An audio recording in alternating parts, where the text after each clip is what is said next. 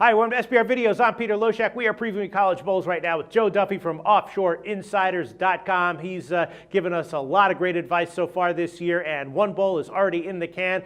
Duffy covered that one, gave us a pick on it. It was a winner, and I'm very hopeful for his advice having a winning record in our videos when all is said and done after the bowl season's over. Joe Duffy, thanks for being back with us. Well, thank you for having me, Mr. Loshak. All right, Joe, Mississippi, TCU. This is an interesting bowl handicapping situation here. Before we get to it, give a plug for OffshoreInsiders.com. Yeah, OffshoreInsiders.com. We are back where we belong. We fit 8 out of 10 in football. That record doesn't do us justice because it includes my moneyline game of the year, Oakland getting 231 against Buffalo. We're 3-0 in the bowls. So we are red hot again at OffshoreInsiders.com. Man, I had Oakland as +7. I would never have taken them on the money line, but that is a ballsy, awesome call, Joe Duffy. All right, Chick-Fil A Peach Bowl. Chick-Fil A, we all know Chick-Fil A, right? Delicious fast food restaurant. So probably the best fast food restaurant in the entire country, and they're a company with values, right? They oppose same-sex marriage, an American company with true American values. Man's not meant to be married to another man, and Chick-fil-A took a stand on that. So not only do they have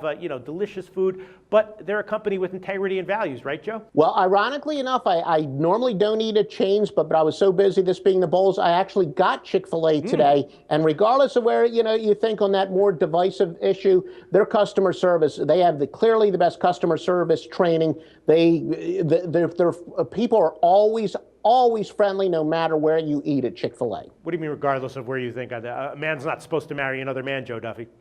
I'm all for females marrying other females, but that's for another. All right, Chick-fil-A Peach Bowl. You know, TCU is a 3 or 3.5 point favorite. Totals 56.5 or 57.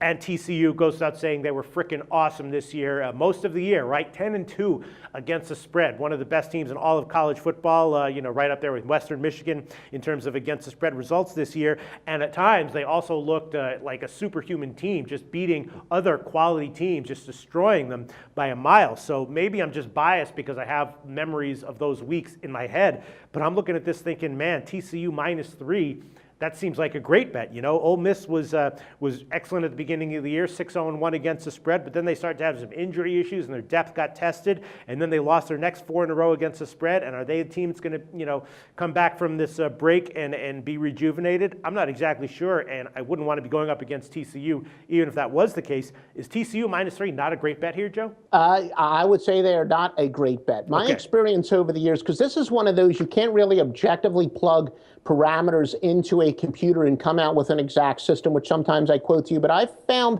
that when teams truly think that they've gotten screwed, whether it's now the playoffs or if they think they should have been in the BCS championship game or maybe a mid-major team that feels they should have been in a BCS bowl back in the old days. Anytime that a team like that truly feels they're playing in a consolation bowl, I found that they mentally have a difficult time preparing for a game. And I think that a lot of people are going to be betting on TCU thinking they have a chip on their shoulder. They want to prove that they should have been in the playoffs.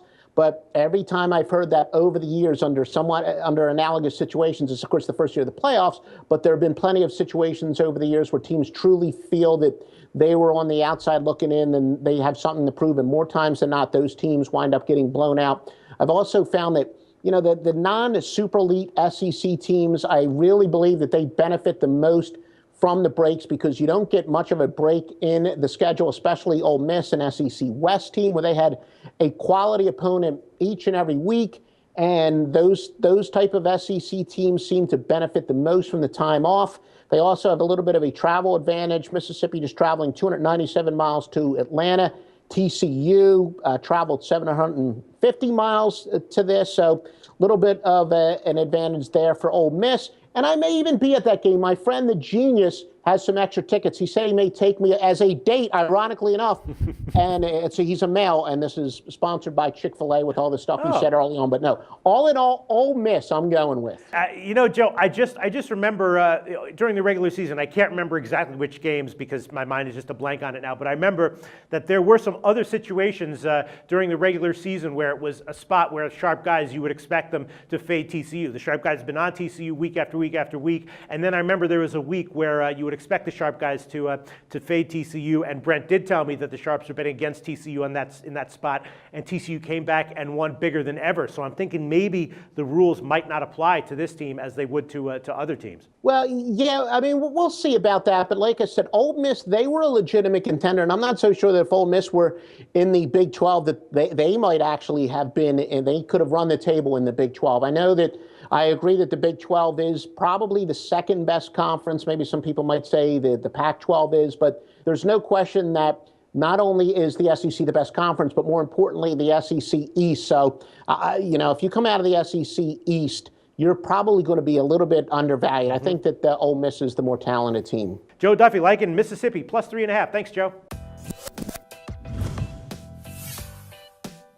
The SBR Network offers free sports picks and game breakdowns, big money free betting contests year-round, a real-time Vegas-style odds monitoring service, and much more. So come see for yourself. To stay updated on SBR news and promotions, follow us on Twitter, Facebook, and Google+, and do be sure to subscribe to the Sportsbook Review YouTube channel to catch all our daily sports shows.